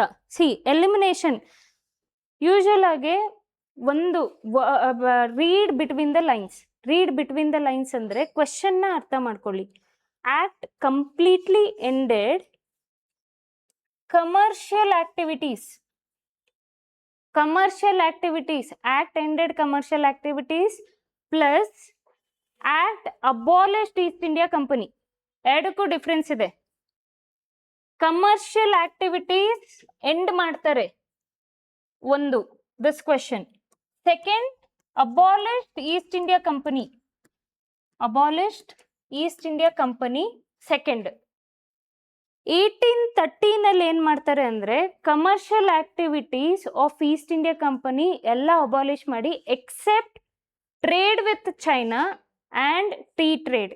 ಇವೆರಡನ್ನು ಬಿಟ್ಟು ಇನ್ನೆಲ್ಲ ಆಕ್ಟಿವಿಟೀಸ್, ಇನ್ನೆಲ್ಲ ಕಮರ್ಷಿಯಲ್ ಆಕ್ಟಿವಿಟೀಸ್ ಇರುತ್ತೆ ಅಲ್ವಾ, buying, for example buying textiles ಆಗಲಿ, ಇನ್ನೊಂದಾಗಲಿ ಮತ್ತೊಂದಾಗಲಿ, ಎಲ್ಲಾನು ಬೇರೆಯವ್ರಿಗೂ ಕೂಡ ಆ ಮಾರ್ಕೆಟ್ನ ಓಪನ್ ಮಾಡ್ತಾರೆ. Okay, those markets except trade with China and tea trade, all the other options will be opened for other countries also, market. Okay, that market will be open for every countries. So 1830 ಆ ಥರ ಮಾಡ್ತಾರೆ. 1833 ಏನು ಮಾಡ್ತಾರೆ ಅಂದರೆ 1833 abolition of East India company. Abolition of East India company. 1858 ಏನ್ ಮಾಡ್ತಾರೆ, abolition of East India company and 1833 administrative ಬಾಡಿಗೆ convert ಮಾಡ್ತಾರೆ. Administrative body. ಓಕೆ, ಸಿ ನೀವು ಈ ಥರ ಆಪ್ಷನ್ಸ್ ಪೇಪರಲ್ಲಿ ಕೊಟ್ಟಿರ್ತಾರೆ ಅಲ್ವಾ, ಆ ಪೇಪರ್ ಸೈಡಲ್ಲೇ ಬರ್ಕೊಳ್ಳಿ. ಫಸ್ಟ್ ಏನು, 1833 ಎಲ್ಲ ಕಮರ್ಷಿಯಲ್ ಆಕ್ಟಿವಿಟೀಸ್ನ ಬರೀ ಬ್ರಿಟಿಷ್ ಕೈಯಲ್ಲಿ ಹಿಡ್ದೆ ಬರೀ ಟೀ ಟ್ರೇಡು ಮತ್ತೆ ಟ್ರೇಡ್ ವಿತ್ ಚೈನಾ ಇವೆರಡು ಮೋನೋಪೋಲಿ ಬಿಟ್ಟು ಇನ್ನೆಲ್ಲಾನು ಎಲ್ಲರಿಗೂ ಮಾರ್ಕೆಟ್ಸ್ನ ಆಕ್ಸೆಸ್ ಕೊಟ್ಟಿರ್ತಾರೆ. ಒಂದು ಯಾವುದು 1833 1830 1833 ಏನು ಮಾಡ್ತಾರೆ, ಕಂಪ್ಲೀಟಾಗಿ ನೀವು ಇನ್ಮೇಲೆ ಕಮರ್ಷಿಯಲ್ ಬಾಡಿ ಅಲ್ಲ, ನೀವು ಇನ್ಮೇಲೆ ಟ್ರೇಡು ಮಾಡೋಕ್ಕೆ ಬಂದಿಲ್ಲ, ನೀವು ಪೂರ್ತಿ ಏನು ಮಾಡಬೇಕು, ಇವಾಗ ನಮ್ಮ ಗೌರ್ಮೆಂಟ್ ನಮ್ಮನ್ನು ನಡೆಸ್ತಿದ್ದಾರೆ ಅಲ್ವಾ, ನಮ್ಮ ಗೌರ್ಮೆಂಟ್ ಆ ಥರ ನೀವು ನೋಡ್ಕೋಬೇಕು ಅಂತ ಯಾವ ಆ್ಯಕ್ಟಲ್ಲಿ ಹೇಳ್ತಾರೆ, 1833 ಹೇಳ್ತಾರೆ. 1853 ಏನು ಮಾಡ್ತಾರೆ, ಕಂಪ್ಲೀಟಾಗಿ ಅಬಾಲಿಷ್ ಮಾಡಿಬಿಡ್ತಾರೆ. ನೀವು ಕಮರ್ಷಿಯಲ್ಲು ಬೇಕಾಗಿಲ್ಲ, ನೀವು ಅಡ್ಮಿನಿಸ್ಟ್ರೇಟಿವ್ ಬೇಕಾಗಿಲ್ಲ, ನೀವು ಹೊರಟೋಗಿ ನಾವೇ ನೋಡ್ಕೊತೀವಿ ಎಲ್ಲ ಅಂತ. So that is 1858. ಅರ್ಥ ಆಯ್ತಾ? ಸೊ ದಿಸ್ ಇಸ್ ಕನ್ಫ್ಯೂಷನ್ ಮಾಡ್ಕೋಬಿಡಿ. ಹೆಂಗ್ ಬರ್ಕೋಬೇಕು ಅಂದರೆ 1813, 1833, 1858 ಇದು ಕಮರ್ಷಿಯಲ್. ಈಗ ನಿಮ್ಮ ಸ್ಟ್ಯಾಂಡರ್ಡ್ ಬುಕ್ಕಲ್ಲೇ ಕೊಟ್ಟಿದೆ. ನಿಮ್ಮ ಸ್ಟ್ಯಾಂಡರ್ಡ್ ಬುಕ್ಕಲ್ಲಿ ಎಲ್ಲ ಸ್ಟ್ಯಾಂಡರ್ಡ್ ಬುಕ್ಸಲ್ಲೂ 1813 ನೋಡಿಕೊಂಡ್ರೆ ಎಲ್ಲ ಸ್ಟ್ಯಾಂಡರ್ಡ್ ಬುಕ್ಕಲ್ಲೂ ಒಂದು ಈ ವರ್ಡ್ ಕೊಟ್ಟಿದ್ದಾರೆ, ಏನಂದರೆ ಇಟ್ ಕಂಪ್ಲೀಟ್ಲಿ ಎಂಡೆಡ್ ಅಂತ. ನಾವು for example we are very fresher ಇರ್ತೀವಿ, ಈ ಎಕ್ಸಾಮಲ್ಲಿ ಫ್ರೆಶರ್ ಅಥವಾ ವೆಟಿನರಿ ಅಂತಲೇ ಅಂದ್ಕೊಳ್ಳೋಣ. ವೆಟಿನರಿ ಅಂದರೆ 2-3 years preparation ಆಗೋಗಿರುತ್ತೆ.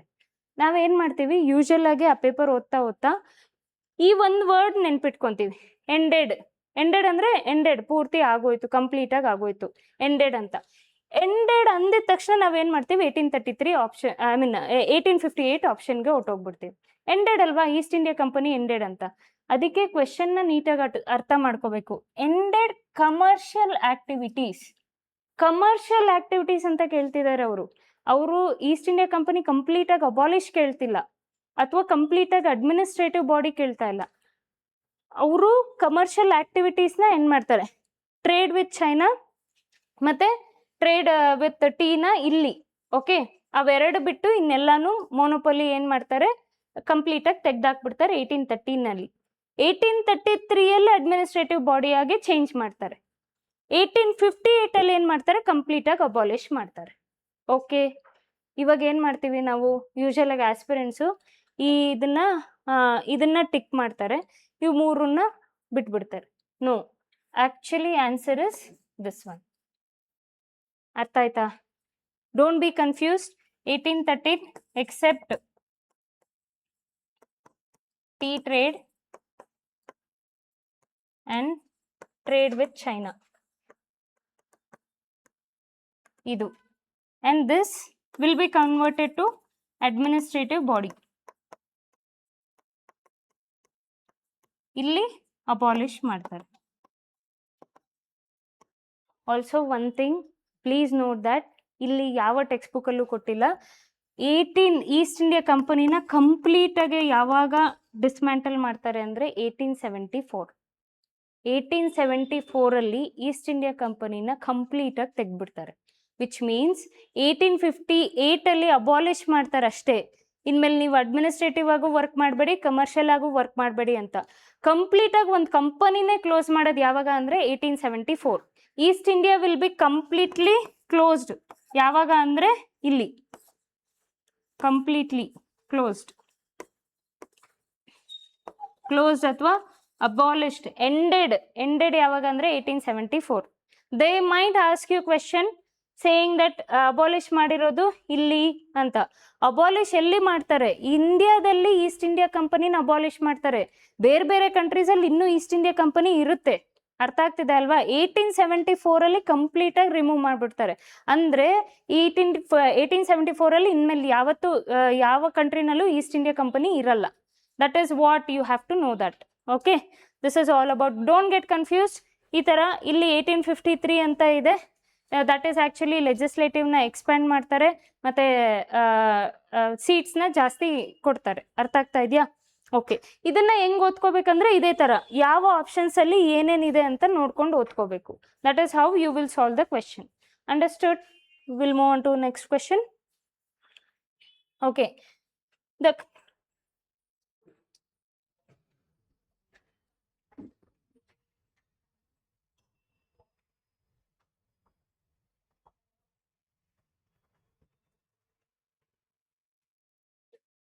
Okay, moving on to the next question. We'll read the question.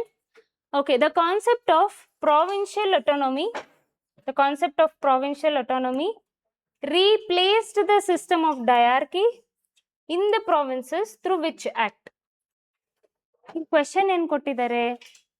Diarchy ಅನ್ನೋದು ಪ್ರಾವಿನ್ಷಿಯಲ್ ಅಟಾನಮಿಯಿಂದ ರೀಪ್ಲೇಸ್ ಆಗುತ್ತೆ. ಡಯಾರ್ಕಿ ಅನ್ನೋದು ಯಾವ್ದಕ್ಕೆ ರೀಪ್ಲೇಸ್ ಆಗುತ್ತೆ? ಪ್ರಾವಿನ್ಷಿಯಲ್ ಅಟಾನಮಿಗೆ ರೀಪ್ಲೇಸ್ ಆಗುತ್ತೆ.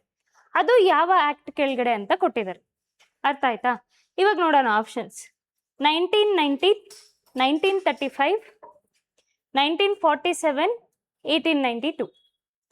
ನಾನು ಪ್ರೀವಿಯಸ್ ಸ್ಲೈಡ್ಸಲ್ಲೂ ಹೇಳಿದ್ದೆ ಯಾವ ಆ್ಯಕ್ಟಲ್ಲಿ ಡಯಾರ್ಕಿ ಅನ್ನೋದು ಪ್ರಾವಿನ್ಸಸ್ಸಲ್ಲಿ ಅಬಾಲಿಷ್ ಆಗುತ್ತೆ ಅಂದರೆ 1935. 1919 ಡಯಾರ್ಕಿ ಅನ್ನೋದು ಎಸ್ಟಾಬ್ಲಿಷ್ ಮಾಡ್ತಾರೆ. ಎಲ್ಲಿ? ಪ್ರಾವಿನ್ಸಸ್ಸಲ್ಲಿ. ಯೂಶಲ್ ಆಗಿ ಏನಾಗುತ್ತೆ, aspirants concept of provincial autonomy replace diarchy.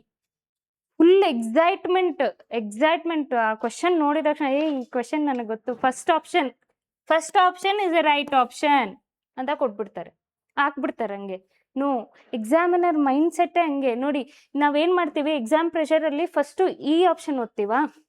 First option okay, 4th ಒನ್ನಿಂದ ಹೋಗಿ ಆಮೇಲೆ ಥರ್ಡ್ ಸೆಕೆಂಡ್ ಫಸ್ಟ್ ಆಪ್ಷನ್ ಏನೋ ಅಲ್ವಾ ಓದೋದು. ಅದಕ್ಕೆ ಅವರು ಫಸ್ಟ್ ಆಪ್ಷನ್ನೇ ಹಂಗೆ ಕೊಟ್ಟಿದ್ದಾರೆ. ಇಂಟ್ರಡ್ಯೂಸ್ಡ್ ಡಯಾರ್ಕಿ ಅಂತ ಇಲ್ಲಿ ಇಂಟ್ರಡ್ಯೂಸ್ಡ್ ಆಗುತ್ತೆ ಡಯಾರ್ಕಿ. ನಾವೇನು ಮಾಡ್ತೀವಿ? ಡಯಾರ್ಕಿ ಅಂತ ಓದ್ಬಿಡ್ತೀವಿ, ಪ್ರಾವಿನ್ಷಿಯಲ್ ಅಟಾನಮಿ ಓದಲ್ಲ. ಏನು ಕಾನ್ಸೆಪ್ಟ್ ಆಫ್ ಪ್ರಾವಿನ್ಷಿಯಲ್ ಅಟಾನಮಿ ಇಲ್ಲ, ಉಲ್ಟಾ ಅರ್ಥ ಮಾಡ್ಕೊತೀವಿ. ಪ್ರಾವಿನ್ಷಿಯಲ್ ಅಟಾನಮಿನ ರೀಪ್ಲೇಸ್ ಮಾಡಿದ್ದು ಡಯಾರ್ಕಿ ಅಂತ. ಅದನ್ನು ಓಕೆ ಡಯಾರ್ಕಿ ಅನ್ನೋದು 1919 ಅಲ್ಲ ಅಂತ ಹೇಳ್ಬಿಟ್ಟು ಈ ಆಪ್ಷನ್ನ ಟಿಕ್ ಮಾಡ್ತೀವಿ. No, it is asking provincial autonomy replace ಮಾಡಿದ್ದು ಡಯಾರ್ಕಿನ ರೀಪ್ಲೇಸ್ ಮಾಡುತ್ತೆ ಅಲ್ವಾ, ಯಾವ ಆ್ಯಕ್ಟ್ ಅಂತ.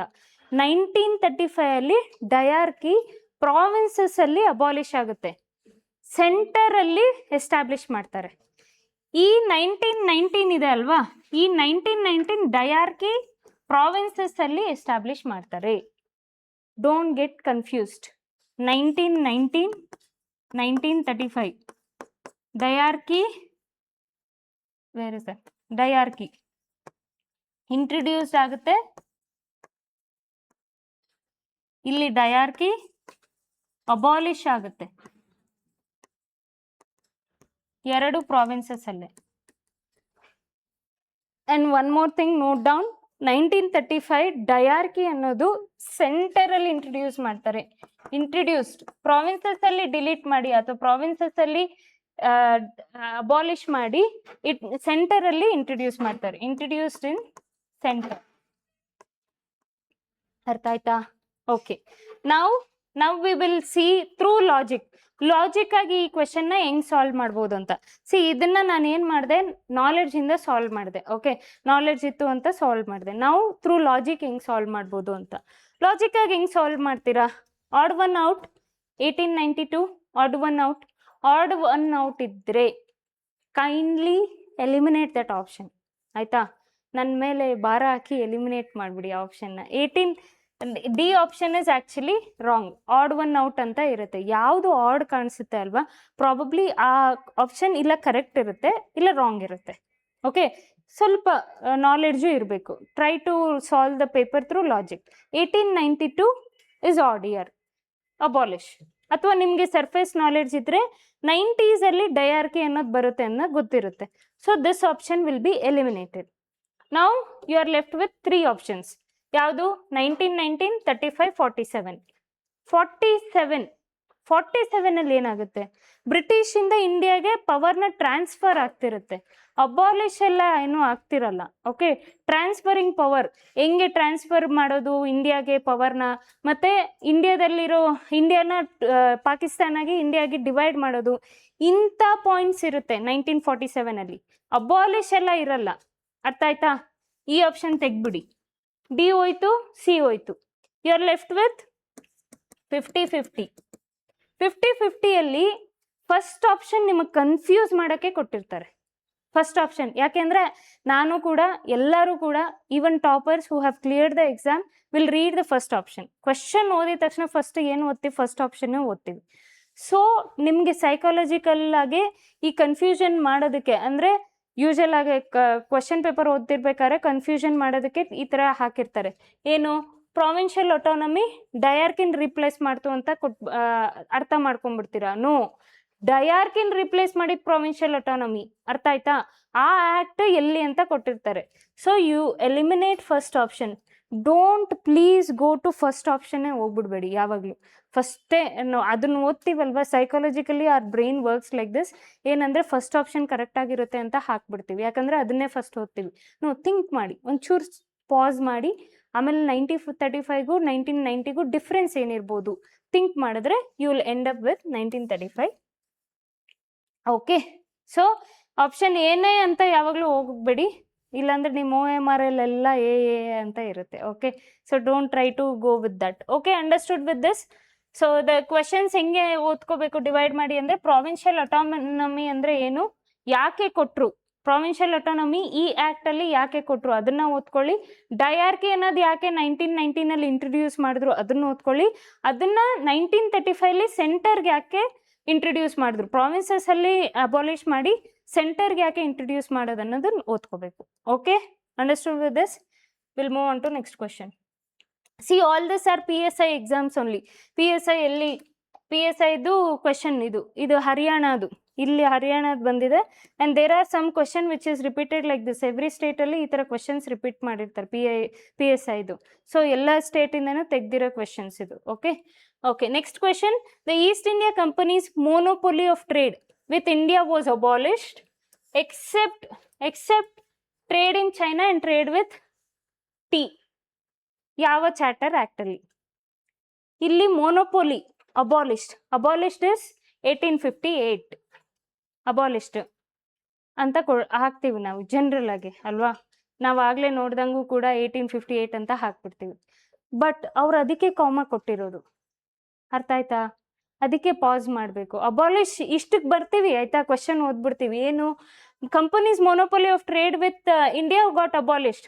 ನೆಕ್ಸ್ಟ್ 1858 ಇಲ್ಲಿ ಕೊಟ್ಟಿಲ್ಲ. ಆಮೇಲೆ ತಿರ್ಗಾ ಮತ್ತೆ ಕ್ವೆಶನ್ಗೆ ಹೋಗ್ತೀವಿ. ಕಾಮ ಕೊಟ್ಟಿದ್ದಾರೆ except for trade in tea and trade with China. ಅದಕ್ಕೆ ಕಾಮ ಕೊಟ್ಟು ಎಕ್ಸೆಪ್ಟ್ ಅಂತ ಕೊಟ್ಟಿದ್ದಾರೆ. ಯಾವುದಿರುತ್ತೆ? 1813. Okay, very good. 1813 okay, see ಅದಕ್ಕೆ ಪಾಯಿಂಟ್ಸ್ನ ಬರ್ಕೋಬೇಕು. ಪಾಯಿಂಟ್ಸ್ನ ನಾನು ಆಗಲೇ ಬರ್ಸಿದ್ನಲ್ಲ, ಆ ಥರ ಬರ್ಕೊಂಡ್ರೆ you will have no confusion. Okay, ಇಲ್ಲಿ ಲಾಜಿಕಲ್ ಆಗಿ ಸಾಲ್ವ್ ಮಾಡಬೇಕಂದ್ರೆ odd one out, remove the odd one out. And also ನಿಮಗೆ ಚಾರ್ಟರ್ ಆ್ಯಕ್ಟ್, ಎಷ್ಟು ಚಾರ್ಟರ್ ಆ್ಯಕ್ಟ್ ಇದೆ ಅಂತ ಕ್ಲಾಸಲ್ಲಿ ಹೇಳಿದ್ದೆ. 4 ಚಾರ್ಟರ್ ಆ್ಯಕ್ಟ್ಸ್ ನಾನು ಹೇಳಿದ್ದೆ. ಎಲ್ಲಿಂದ ಸ್ಟಾರ್ಟ್ ಆಗುತ್ತೆ? 1793, 1813, 1833, 1850. ಸಿ ದೀಸ್ ಆರ್ 4 ಕ್ರಾನಾಲಜಿ ಪ್ರಕಾರನೇ ಕೊಟ್ಟವ್ರೆ. ನೋಡಿದ್ದೀರಾ ಆಪ್ಷನ್ನು? ಇದು ನೆನಪೇ ಬರಲಿಲ್ಲ ಅಲ್ಲ ಹೇಳೋವರೆಗೂ, ಹಿಂಗೆ ಕ್ರಾನಾಲಜಿಯಾಗಿ ಕೊಟ್ಟಿದ್ದಾರೆ ಅಂತ. See that is what. ಇಲ್ಲಿಂದ ಸ್ಟಾರ್ಟ್ ಆಗುತ್ತೆ 20 years ರೂಲು. ಅರ್ಥ ಆಯ್ತಾ? ಇಲ್ಲಿ ಸ್ಟಾರ್ಟ್ ಆಗುತ್ತೆ. ಕೊಟ್ಟಿದಾರಾ 1813, 1833, 1853. ಕನ್ಫ್ಯೂಷನ್ ಆಗೋದಕ್ಕೆ ಸೈಕಾಲಜಿಕಲಿ ನೀವು ತಪ್ಪು ಮಾಡಬೇಕು ಅಂತಾನೆ ಈ ತರ ಕೊಟ್ಟಿದ್ದಾರೆ ಕ್ರಾನಾಲಜಿಗೆ. ನೀವೇನ್ ಅನ್ಕೋಬಹುದು, people who have studied 20 years ರೂಲ್ನ ಸ್ಟಡಿ ಮಾಡಿರೋರು ಈ ತರ ಲಾಜಿಕ್ ಆಗಿ ಸಾಲ್ವ್ ಮಾಡ್ಬೋದು. ಫಸ್ಟ್ ಎಲ್ಲಿಂದ ಸ್ಟಾರ್ಟ್ ಆಗುತ್ತೆ? ಇಲ್ಲಿ ಸ್ಟಾರ್ಟ್ ಆಗುತ್ತೆ ಅಲ್ವಾ? 20 years ಎಲ್ಲಿಗೆ ಹೋಗುತ್ತೆ? ಇಲ್ಲಿಗೆ ಹೋಗುತ್ತೆ, ತಿರ್ಗಾ ಇಲ್ಲಿಗೆ ಹೋಗುತ್ತೆ. ಗ್ರಾಜುವಲ್ ಆಗಿ ಏನಾಗುತ್ತೆ, ಈಸ್ಟ್ ಇಂಡಿಯಾ ಕಂಪನಿದು ಪವರು ಕಡಿಮೆ ಆಗ್ತಾ ಬರುತ್ತೆ, ಒಂದೊಂದು ಚಾರ್ಟರ್ ಆಕ್ಟ್ ಪ್ರಕಾರ ಕಡಿಮೆ ಆಗ್ತಾ ಬರುತ್ತೆ. ಲಾಸ್ಟ್ಗೆ ಎಂಡ್ ಆಗೋದು 1858 ಅಲ್ವಾ? 1858 ಅಲ್ಲಿ ಎಂಡ್ ಆಗುತ್ತೆ, ಕಂಪ್ಲೀಟ್ ಆಗಿ ಅಬಾಲಿಷ್ ಮಾಡ್ತಾರೆ. ನಾವೇನ್ ಮಾಡ್ತೀವಿ, ಇಲ್ಲಿ ಸದ್ಯ ಕೊಟ್ಟಿಲ್ಲ 1858. ಇನ್ ಕೇಸ್ 1858 ಕೊಟ್ಟಿದ್ರೆ ಪ್ರಾಬಬಿಲಿಟಿ ಆಸ್ಪಿರೆಂಟ್ಸ್ ಏನ್ ಮಾಡ್ತಾ ಇದ್ರು, 1858ನೇ ಮಾರ್ಕ್ ಮಾಡ್ತಿದ್ರು. ಬಟ್ ಈ ಚಾರ್ಟರ್ ಆಕ್ಟ್ಸ್ ನ ನೆನ್ಪಿಟ್ಕೊಳ್ಳಿ, 1858 ಚಾರ್ಟರ್ ಆಕ್ಟ್ ಕೆಳಗಡೆ ಬರಲ್ಲ. That is actually government of India act. Charter act is only 4. ಇಲ್ಲಿಂದ ಸ್ಟಾರ್ಟ್ ಆಗಿ ಇಲ್ಲಿ ಎಂಡ್ ಆಗುತ್ತೆ. So if they ask you any 20 rules, 20 year rules ಅಂದ್ರೆ ಇಷ್ಟು ಮಾತ್ರ ನೆನ್ಪಿಟ್ಕೊಳ್ಳಿ. 20 year ರೂಲ್ಸ್ ಮೇಲೆ you can solve the question. 20 year rules ಅಲ್ಲಿ ಫಸ್ಟ್ ಫುಲ್ ಪವರ್ ಕೊಟ್ಬಿಟ್ಟಿರ್ತಾರೆ, ಮೊನೋಪೊಲಿ ಆಯ್ತಾ. ನೆಕ್ಸ್ಟ್ ಚಾರ್ಟರ್ ಆಕ್ಟ್ ಅಲ್ಲಿ ರೆಡ್ಯೂಸ್ ಮಾಡ್ತಾರೆ 1813 ಅಲ್ಲಿ. 13 ಹೆಂಗೆ ಫುಲ್ಲು ರೆಡ್ಯೂಸ್ ಮಾಡಲ್ಲ, trade except trade with tea ಮತ್ತೆ ಟ್ರೇಡ್ ವಿತ್ ಚೈನಾ, ಅದನ್ನ ಬಿಟ್ಟು ಇನ್ನೆಲ್ಲ ಕೊಟ್ಟಿರ್ತಾರೆ. ನೆಕ್ಸ್ಟ್ 1813 ಅಲ್ಲಿ ಏನ್ ಮಾಡ್ತಾರೆ, ಅಡ್ಮಿನಿಸ್ಟ್ರೇಟಿವ್ ಬಾಡಿಯಾಗಿ ಕನ್ವರ್ಟ್ ಮಾಡ್ತಾರೆ. ಅಬಾಲಿಷ್ ಮಾಡಿರಲ್ಲ, ಅಡ್ಮಿನಿಸ್ಟ್ರೇಟಿವ್ ಬಾಡಿಯಾಗಿ ಕನ್ವರ್ಟ್ ಮಾಡ್ತಾರೆ. ಅದಾದ್ಮೇಲೆ 1853, 1858 ಇಲ್ಲಿ ಏನ್ ಮಾಡ್ತಾರೆ ಅಂದ್ರೆ ರಿನಿವಲ್ ಪೀರಿಯಡ್ ಕೊಡಲ್ಲ. ಯಾವಾಗಾದ್ರೂ ನಾವು ಅಬಾಲಿಷ್ ಮಾಡ್ಬೋದು ಈಸ್ಟ್ ಇಂಡಿಯಾ ಕಂಪನಿ ಅಂತ ಹೇಳ್ಬಿಟ್ಟು 1853 ಅಲ್ಲಿ ಒಂದೇ ಚಾರ್ಟರ್ ಆಕ್ಟ್ ಅಲ್ಲಿ they will not mention 20 year rules ಅಂತ ಹೇಳ್ಬಿಟ್ಟು. ಅರ್ಥ ಆಯ್ತಾ? ಇನ್ನೆಲ್ಲ ಚಾರ್ಟರ್ ಆಕ್ಟ್ ಅಲ್ಲೂ 20 years rule, the company will run for next 20 year rules ಅಂತ ಹೇಳ್ತಾರೆ. ಅರ್ಥ ಆಯ್ತಾ? Understood with this? Okay, now we will move on to next question. Next question, which of the following act was the system of diarchy? Diarchy introduced at center level. Provinces, see here confusion ಮಾಡಕ್ಕೆ provinces center. In case the question is diarchy, system of diarchy introduced in provinces ಅಂತ ಕೊಟ್ರೆ it's 1919. Diarchy at center ಅಂತ ಕೊಟ್ಟಿದ್ದಾರೆ 1935. Here ಇಲ್ಲಿ ನೀವು ತಪ್ಪು ಮಾಡೋದಕ್ಕೋಸ್ಕರ ಈ ತರ ಕೊಟ್ಟಿರ್ತಾರೆ. ಅರ್ಥ ಆಯ್ತಾ? ಅದಕ್ಕೆ ಕ್ವೆಶನ್ಸ್ನ ನೀಟಾಗಿ ಓದ್ಕೋಬೇಕು. ಯೂಶಲಿ ಕ್ವೆಶನ್ಸ್ನ ಇಷ್ಟು ಓದ್ಬಿಟ್ಟು ಆಪ್ಷನ್ಗೆ ಹೋಗ್ತಾರೆ, ಆಪ್ಷನ್ನೇ ಪೂರ್ತಿ ನಂಬ್ಕೊಂಡು ಕೂತಿರ್ತಾರೆ. No, the answer lies in the question. Always questions ಅಲ್ಲಿ ನೀವು ಚೆನ್ನಾಗಿ ಓದ್ಕೊಂಡ್ರೆ ಆಪ್ಷನ್ಸ್ನ ನೀಟಾಗಿ ಸಾಲ್ವ್ ಮಾಡ್ಬೋದು. That is what that will be benefited. So ಇದರಲ್ಲಿ ಯಾವ ಆನ್ಸರು? 1935. ಲಾಜಿಕ್ ಆಗಿ ಸಾಲ್ವ್ ಮಾಡ್ಬೇಕಂದ್ರೆ ಆಬ್ವಿಯಸ್ಲಿ 1919 ಅಲ್ಲಿ ಏನಿರಲ್ಲ, separate electorate for Muslims. This is famous for separate electorate for Muslims. ಅರ್ಥ ಆಯ್ತಾ? ಹಿಂಗೆ ಆಪ್ಷನ್ಸ್ನ ಕೂಡ ಹಿಂಗೆ ಸಾಲ್ವ್ ಮಾಡ್ಕೊಂಡು ಓದ್ಕೋಬೇಕು. ಪ್ಲೀಸ್, ಈ ಕ್ವೆಶನ್ ಕರೆಕ್ಟ್ ಆಗ್ಬಿಟ್ಟಿದೆ, next question no, don't jump like that. ಯಾವ ಆಪ್ಷನ್ ಯಾಕೆ ತಪ್ಪಿದೆ ಅದು ಕೂಡ ಓದ್ಕೊಳ್ಳಿ. Okay, separate electorate for Muslims ಅದನ್ನ ನೋಡ್ಕೊಳ್ಳಿ. ಇದರಲ್ಲಿ this is famous for that one. Second ಅಲ್ಲಿ ಇಂಟ್ರೊಡ್ಯೂಸ್ಡ್ ಡಯಾರ್ಕಿ ಅಟ್ ಪ್ರಾವಿನ್ಸಸ್, ಇಲ್ಲಿ ಡಯಾರ್ಕಿ ಅಟ್ ಸೆಂಟರ್. ಈ ಆಪ್ಷನ್ನ ನೀವು ಎಲಿಮಿನೇಟ್ ಮಾಡ್ಬೋದು. ಅಂಡ್ ನೀವು ನೋಡ್ತಾ ಇದ್ದೀರಾ, if you are observing the pattern, chances ಅಂದ್ರೆ ಮೋಸ್ಟ್ ಆಫ್ ದ ಆಪ್ಷನ್ಸ್ ಇಲ್ಲ ಬಿ ಇದೆ, ಸಿ ಇದೆ, ಎ ಮತ್ತೆ ಡಿ ಇಲ್ಲ. ನಾನು ಇದನ್ನ ಲಾಸ್ಟ್ ಕ್ಲಾಸಲ್ಲೂ ಹೇಳಿದ್ದೆ. ಅಂದ್ರೆ ಮೋಸ್ಟ್ ಟಫೆಸ್ಟ್ ಕ್ವಶನ್ ಬಂದ್ರೆ option will be either A or D. ಈ ತರ ಕ್ವಶನ್ಸ್ ಬಂದ್ರೆ, ಗೊತ್ತಿರೋ ಕ್ವಶನ್ಸ್, ನಾವು ಓದಿರೋ ಕ್ವಶನ್ಸ್ ಬಂದ್ರೆ options will be B or C most probably. ಅಂದ್ರೆ ಫುಲ್ಲು ಯಾವಾಗ್ಲೂ ಅಲ್ಲ. ಡೋಂಟ್ ಇದನ್ನೇ ನೆನ್ಪಿಟ್ಕೊಂಡು ಅಲ್ಲೋಗಿ ಸಾಲ್ವ್ ಮಾಡಕ್ ಹೋಗ್ಬೇಡಿ ಬ್ಲೈಂಡ್ ಆಗಿ. ಪ್ರಾಬಬಿಲಿಟಿ ಈ ತರ ಇರುತ್ತೆ. ಟಫೆಸ್ಟ್ ಆಫ್ ದ ಕ್ವಶನ್ ಅಂದ್ರೆ ಎಲ್ಲ ಆಸ್ಪಿರೆಂಟ್ಸು ಕುತ್ಕೊಂಡು ಆ ಪೇಪರ್ ನೋಡಿದ್ರೆ ಈ ಕ್ವಶನ್ ಯಾರಿಗೂ ಗೊತ್ತಿರಲ್ಲ ಅನ್ಸೋ ಕ್ವಶನ್ಸ್ ಏನೇನಿರುತ್ತಲ್ಲ, ಅದರಲ್ಲಿ ಆಪ್ಷನ್ಸ್ ಯಾವ್ದಿರುತ್ತೆ ಅಂದ್ರೆ ಇಲ್ಲ ಎ ಇರುತ್ತೆ, ಇಲ್ಲ ಡಿ ಇರುತ್ತೆ. ಅದೊಂದು ಸ್ವಲ್ಪ ಲಾಜಿಕ್ ಆಗಿ ಸಾಲ್ವ್ ಮಾಡಬೇಕು. ಸೆಕೆಂಡ್, ಈ ತರ ಗೊತ್ತಿರೋ questions B and C. Understood? Okay, this is one trick I am sharing in this class. Next last question of the day. Which one of the following act created Supreme Court at Fort William in Calcutta for the first time? For the first time. 1773. Very good. C ಇಲ್ಲಿ ಹೆಂಗೆ solve ಮಾಡಬೇಕು ಅಂದರೆ first time ಅಂತ ಕೊಟ್ಟಿದ್ದಾರೆ. First time ಅಂದರೆ first charter act ನಾವು ಓದ್ಕೊಂಡಿದ್ರೆ first charter act ಯಾವ್ದು pass ಆಗಿರುತ್ತೆ? 1773. ಬ್ಲೈಂಡಾಗಿ ಟಿಕ್ ಮಾಡ್ಕೊಂಡು ಬಂದ್ಬಿಡಿ. ಓಕೆ, ಓವರ್ ಥಿಂಕಿಂಗು ಬೇಡ. ಕ್ವಶನ್ ಪೇಪರಲ್ಲಿ ಓವರ್ ಥಿಂಕಿಂಗು ಜಾಸ್ತಿ ಆಗುತ್ತೆ. ಯಾಕೆ ಏನು ಅಂತ ಯಾಕೆ ಸುಪ್ರೀಂ ಕೋರ್ಟು ಎಸ್ಟಾಬ್ಲಿಷ್ ಮಾಡಿದ್ರು 1773 ಅಂದರೆ ತುಂಬ ಕರಪ್ಷನ್ಸ್ ನಡೀತಾ ಇರುತ್ತೆ and clashes will be happening between Indians and British. ಅದನ್ನೆಲ್ಲ ಕಂಟ್ರೋಲ್ ಮಾಡೋಕ್ಕೆ ಸುಪ್ರೀಂ ಕೋರ್ಟ್ ಅನ್ನೋದನ್ನ ತೊಗೊಂಡು ಬರ್ತಾರೆ. ಅರ್ಥ ಆಗ್ತಾ ಇದೆಯಾ? ಅದನ್ನು 1773 ಫಸ್ಟ್ ಚಾರ್ಟರ್ ಆ್ಯಕ್ಟ್ ಪಾಸ್ ಮಾಡೋದ್ರಲ್ಲೇ ಇಟ್ಕೊಂಡಿರ್ತಾರೆ 1773. Okay, coming back to other options. 1784 ಏನು ಪಿಟ್ಸ್ ಇಂಡಿಯಾದಲ್ಲಿ ಆಗುತ್ತೆ. ಪಿಟ್ಸ್ ಇಂಡಿಯಾದಲ್ಲಿ which is famous? Board of control, court of director. Other provisions ಕೂಡ ಓದ್ಕೊಳ್ಳಿ ಹಂಗೆ. ಓಕೆ, ನೆಕ್ಸ್ಟ್ 1793 ಚಾರ್ಟರ್ ಆ್ಯಕ್ಟ್ದು 20 ಇಯರ್ಸ್ದು ಫಸ್ಟ್ ಸ್ಟಾರ್ಟ್ ಆಗೋದು ಈ ಚಾರ್ಟರ್ ಆ್ಯಕ್ಟಲ್ಲಿ. ಆ್ಯಂಡ್ 1813 ಮೊನೋಪೋಲಿ ಅನ್ನೋದು ಚೇಂಜ್ ಆಗುತ್ತೆ. Okay, this is how. ಈ ಕ್ವೆಶನ್ ಕರೆಕ್ಟ್ ಆಗಿದ ತಕ್ಷಣ ಬೇರೆ ಆಪ್ಷನ್ ಬಿಟ್ಬಿಟ್ಟು ಹೋಗೋದಲ್ಲ. Please make sure you will read other charter act provisions also.